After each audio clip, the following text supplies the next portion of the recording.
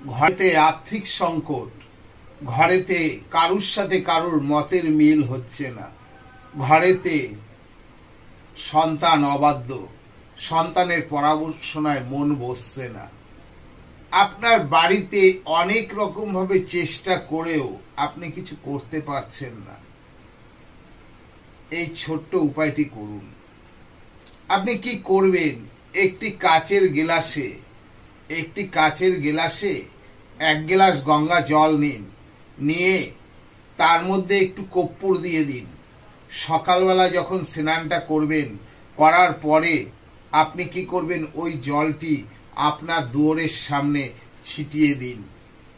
এইভাবে কিছুদিন করার পরে দেখবেন ধীরে ধীরে আপনার সংসার বলুন, আপনার বাড়ির উন্নতি শুরু হয়ে গেছে। পরে দেখুন অবশ্যই